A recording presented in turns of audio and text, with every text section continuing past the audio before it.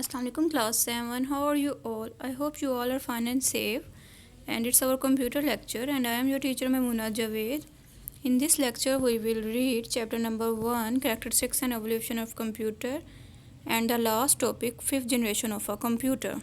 In previous lectures we will read about evolution of early calculating devices, evolution of a computer include first, second, third, fourth generation, and now in last we will read fifth generation of a computer.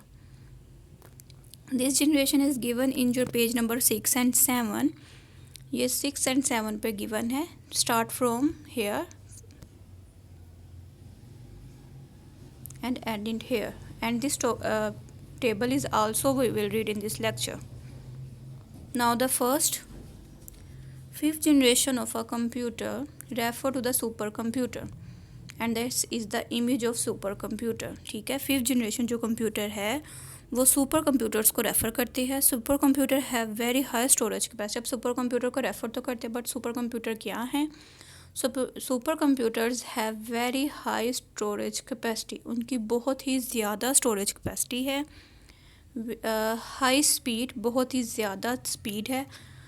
And the ability to highly sophisticated operation, और different तरह के sophisticated operations को perform कर सकते हैं. और ये कैरे CS300 ये है picture is the example of super computer. ठीक है, अब आपने देखना है कि देर आर ओनली 2-3 लाइन्स के fifth generation computer refer to the super computer. उनकी जो स्टोरेज कैपेसिटी है वो बहुत ज़्यादा है और स्पीड बहुत हाई है और it can perform highly sophisticated operations. और ये इसकी एग्जांपल है कैरे CS300. उसके बाद हमने देखना है कि जो फिफ्थ जनरेशन ऑफ कंप्यूटर है इसमें आर्टिफिशियल इंटेलिजेंट भी इन्वॉल्व हैं, AI. अब आर्टिफिशियल इंटेलिजेंट मींस, अब देखें हमारा जो आर्टिफिशियल इंटेलिजेंट के कॉन्सेप्ट को समझने के लिए मैं आपको एक एग्जांपल देती हूँ. जस्ट फॉर एग्जांपल, आपने एक तरह का उन्होंने हमारा जो फिफ्थ जनरेशन कंप्यूटर उनका आर्टिफिशियल इंटेलिजेंस से मुराद ये है कि हमने एक ऐसा कंप्यूटर बनाना है जो कि ख़ुद ही बिहेव करे, ख़ुद ही एक्ट करे और ख़ुद ही अपना काम अपनी मर्ज़ी के मुताबिक कर सके. किसी भी तरह की कोई सिचुएशन आ जाए उसको पता हो कि उसने ये करना है और वो खुद ब खुद ही वो काम को परफॉर्म कर ले. इसको कहा जाता है आर्टिफिशियल इंटेलिजेंस. जैसे कि आप लोगों ने एक कंप्यूटर है, आपने कंप्यूटर रोबोट आपके घर में गिवन है, आपने रोबोट को कोई भी काम परफॉर्म करने के लिए कहा. आपने रोबोट से कहा कि जाएं जाके किसी भी तरह की, आपने एक शॉप में उसके ऊपर इंसर्ट कर दिया कि इस शॉप से जाकर आपने ये वाली चॉकलेट लेकर आनी है. तो वो जाएगा अपने शॉप को किसी स्पेसिफाइड किसी नेम शॉप का नाम बताया और उसी शॉप से आपने चॉकलेट परचेज़ करने के लिए कहा.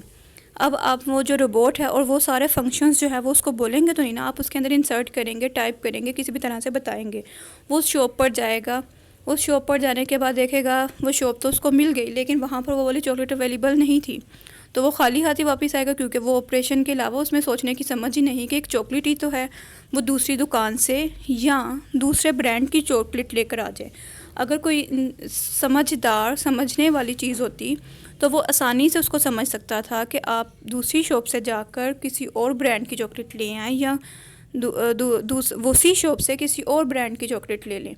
तो इट मीन्स कि जो आर्टिफिशियल इंटेलिजेंस है उससे मुराद ये है कि ऐसा कंप्यूटर बनाना जो कि जंग की हालत में या किसी भी तरह की कंडीशन में ख़ुद से फ़ैसला कर सके.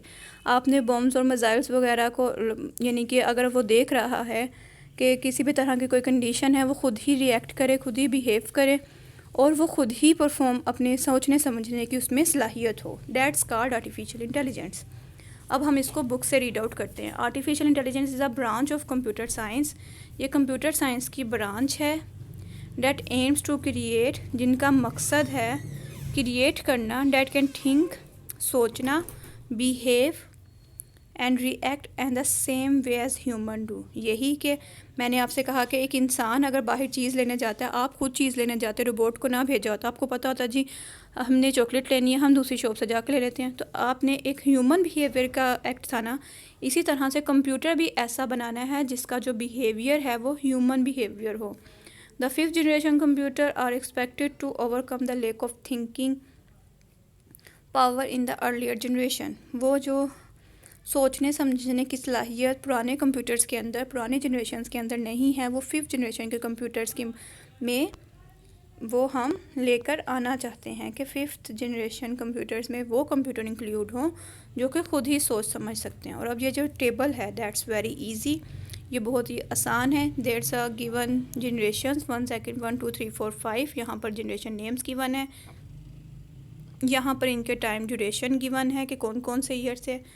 ये वाला जो टेबल है it can help to learn the all 5 generation. ये आपको तमाम 5 जनरेशन की example, main components and characteristics को याद करने में बहुत ही कन्वीनियंट है। ये एक मेन कंपोनेंट के सबसे पहला जनरेशन जो थी वो vacuum tube, second transistor, third chip, fourth micro processor and now 5th is artificial intelligence.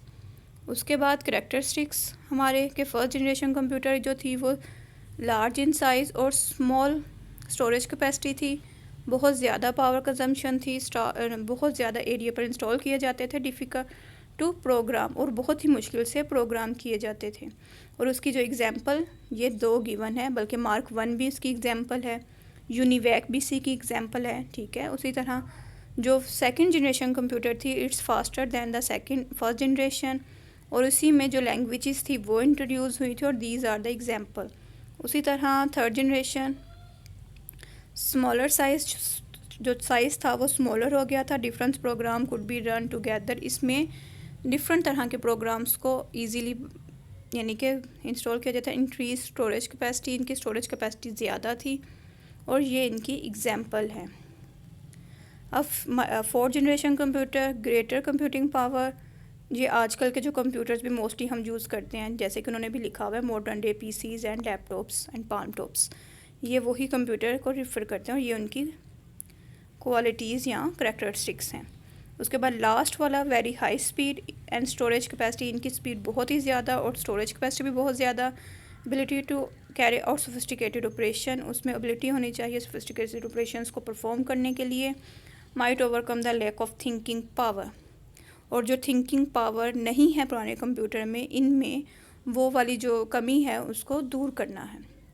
So students, आपने आज याद करना है what is 5th generation computer, super computer किसको रेफ़र करते हैं, आर्टिफिशियल इंटेलिजेंस क्या है, और फिर बाद में आपने जो 5th जनरेशन कंप्यूटर का टेबल गिवन है आपके पेज नंबर यहाँ पर गिवन होगा पेज नंबर 7 पे। पेज नंबर 7 पे ये जो टेबल गिवन है it's given in page number 7। यहाँ पर आपने इसको याद करना है। टेक केयर, अल्लाह हाफिज़।